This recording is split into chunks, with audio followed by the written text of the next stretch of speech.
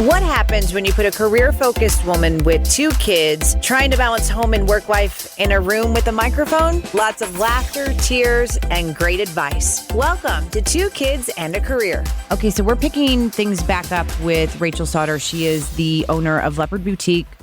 You can find them locally in the St. Louis area, 3 different locations, also online, leopardboutique.com. And in part 1 of our discussion, we were talking a little bit about social media and it's a necessary evil. I probably talk about social media in every single episode in some sort of form because it is a necessary evil. I would be lying if I didn't say I needed it for this podcast. I do. It's the way things are now, and it's right. But it's a challenge. It's a love-hate relationship. So your thoughts on social media and the future with your girls? Because I'll tell you, for me, I struggle with that. I struggle with what is it going to be like? And absolutely. And I don't know. It's hard to know what it will look like. This is maybe very naive of me, but part of me just thinks that it can't continue at this rate. I think kids are so smart and they're so insightful. And I know right now, kids get phones at such a young age and it's necessary. You need to know where they are. That's the society we live in. But then they have all these social media apps right away. And they have, these young girls I have 3 businesses, 3 stores, and I'm like trying to get my followers up. And then I look at a 16-year-old girl and I'm like, 12K? 12,000 followers. And you're not even doing anything. You can't even drive yet. Like it's mind blowing, but it's just different. But I've even heard a couple things about some kids already at a young age, only using it so much time on spending so much time on social media and not doing it so much. And I just think that I don't know. It's hard to navigate. And in this, I'm almost 35, but I'm older than this social media bubble is. So it's hard for me I think it's going to be the younger generation that kind of dictates and decides where it goes. Well, when I was on maternity leave with Charlie, my sister had sent me this article. I'm going to paraphrase really the whole thing because I don't have it in front of me. And anyway, she sent me this article about social media because her youngest son is getting ready to be a sophomore in high school, and they have talks with him about social media a lot, not necessarily because of something he's doing, just because, they were talking to their son about social media. It's something now parents have to do. But anyway, this article talks about, let's say, an 8th grader 15 years ago versus an 8th grader now. The 8th grader 15 years ago is in the cafeteria, slips and falls, is embarrassed. Kids laugh at him, but it's done the next day. Nobody brings it up. An 8th grader now slips and falls in the cafeteria. Someone immediately gets their phone out. They start videoing it. It is online everywhere before the kid even gets home from school. And he is embarrassed.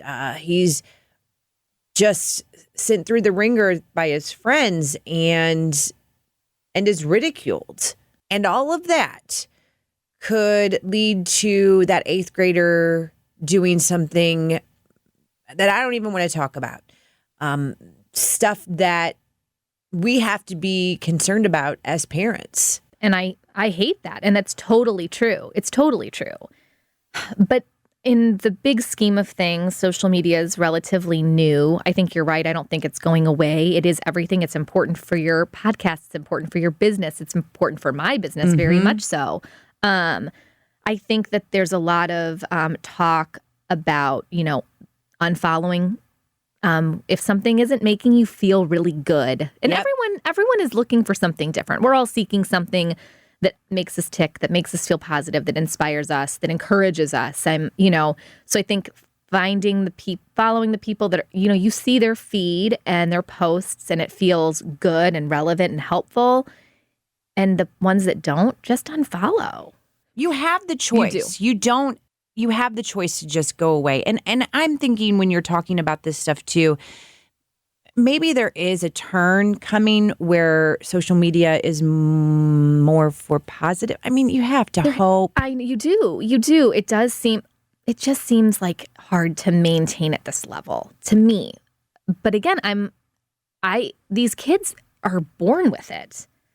I mean, my 5-year-old knows, like, oh, well, we can find a picture of somebody on Instagram. She knows that. Well, my almost 3-year-old, YouTube, that's her thing. I mean, I try to do educational stuff, but some of those educational videos, some of the commercials in there. Yeah. Yeah. Oh my gosh. I know. It's crazy. It is crazy. And I think as parents, we need to be mindful of it. And we've noticed my daughter is 5 and also likes YouTube and Dr. Squish or something. It's like this person that just opens toys. I don't even really understand. I know. I don't even know who it is, but I'm so sick. And I don't know how she gets there because I'll start her on something educational like you. And then all of a sudden it's Dr. Squish. And then do you look at your husband and you're thinking, we can open toys and make millions of dollars? Oh, like, yeah. How is this happening? I know. Anyway, so it is, just keep it, I don't even know where I was going with this. They're just growing up with it. And it's our job as parents to, restrict, just watch their behavior. We've noticed if she spends too much time on YouTube, her behavior starts to get a little wacky. Yeah. So, we do have time limits. And just trying to select what they do and what they don't watch. But this is a sort of a philosophy I have on food, but I think it could be the same for social media. And everyone can do whatever they want and feed their kids whatever they want. We have always been a house that we have some sweet stuff, we have some chips, we have fruit, we have vegetables, we have healthy options, we have an array of things. And I think for my kids, if they go somewhere and they feel like a sweet, they'll have one. If they don't want it, they won't, because it's an option. It's not this like forbidden fruit thing, Right. So I sort of try to have that same philosophy with the YouTube thing. Like, I know some people just don't have any screen time and any TV and any of that. And that's great and your prerogative and good for you, because sometimes I need it for my break. But I think it's sort of the same thing. You take something away or really restrict it, and it becomes that much more desirable. Yeah. But, I mean, you can be in that camp or you can be in a different one. And that's a really great way to do that, especially too with the food. It's given me some different options too. Well, with my 5-year-old, she'll have play dates, and I've just seen it. I know that we'll have kids come over, and I'll usually ask the parents, like, is it okay if we, maybe get a treat if we have a cookie or lemonade, because everyone's different. And a lot of time, there's a few that'll be like, oh, yeah, we really try not to drink lemonade or anything at our house, but that's fine if she's at your house. That's fine. And I'm telling you, the kids that don't have lemonade at home, I give them that lemonade. It is gone in like a second. Mm-hmm. And Mary will drink a juice box of lemonade for 2 days. I put it back in the fridge because she has it. Because it's accessible. Yeah.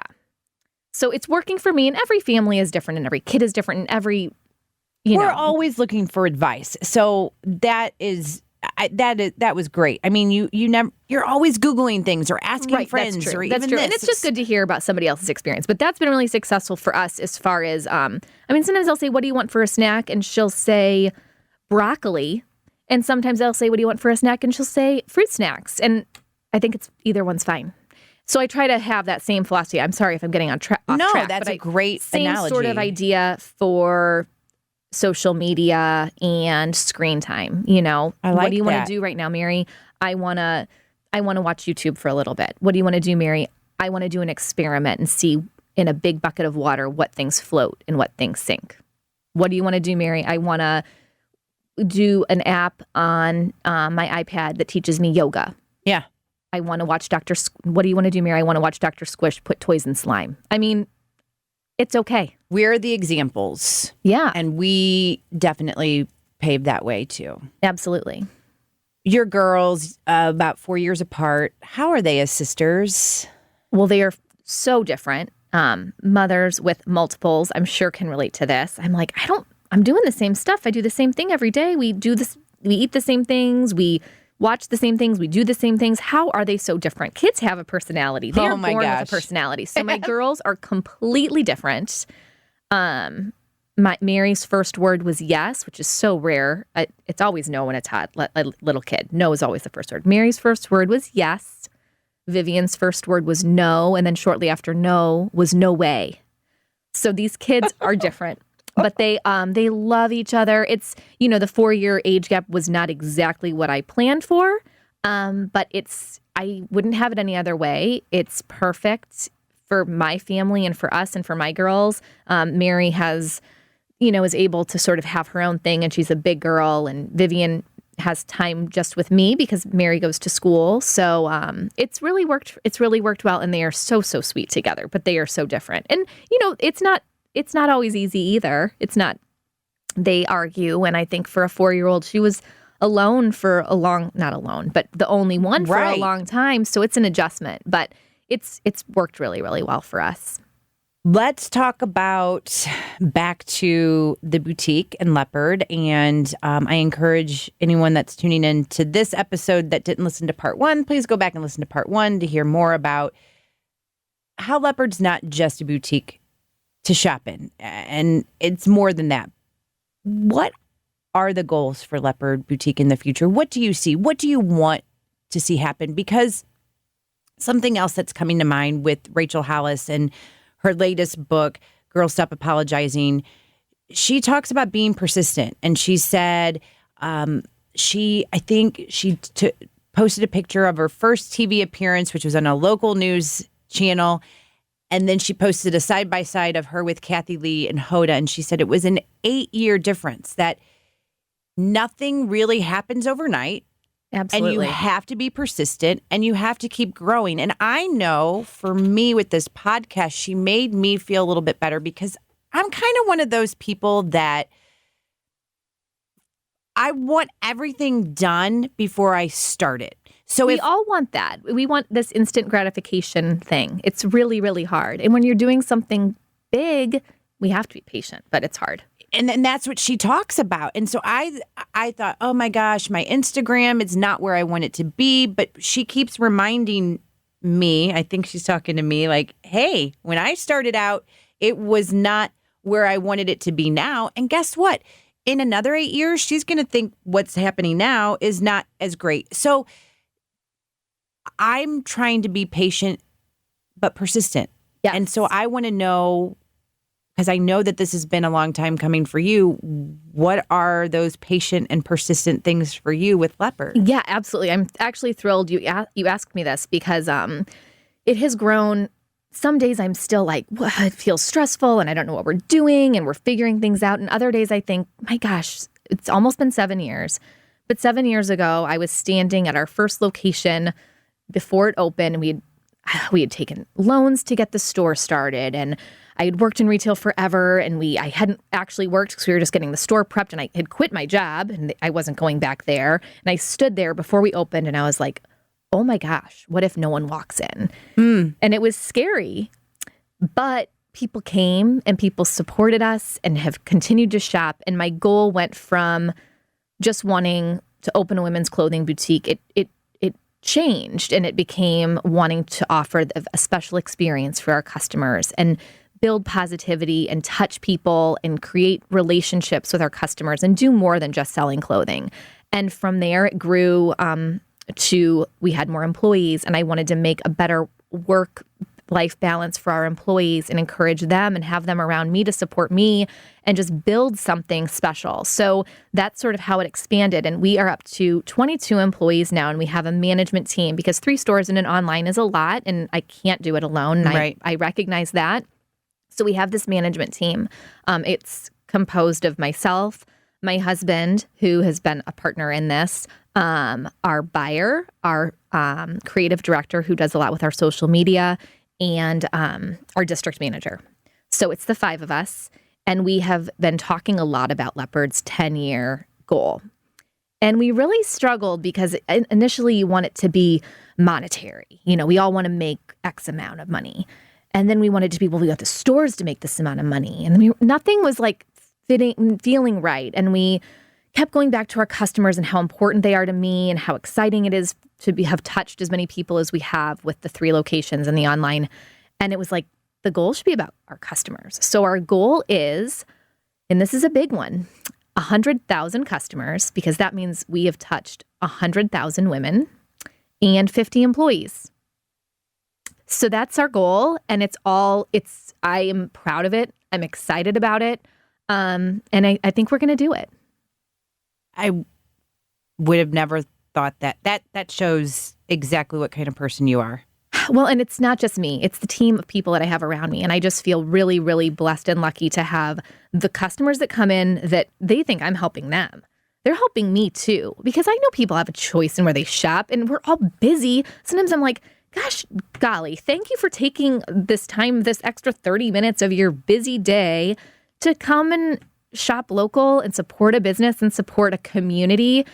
Because with online, we have an online site, and I know online is so important, and Amazon is so easy for all of us when we're so busy. And I get it. I use it too.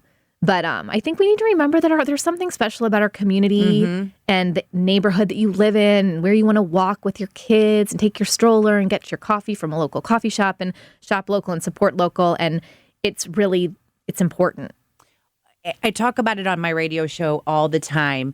I want to support local and shop local as much as I can. And you hit home with that. And when you were talking about your goal and the customers, I remember when I came in for a second photo shoot, and you can hear about that first photo shoot in part 1 of our conversation.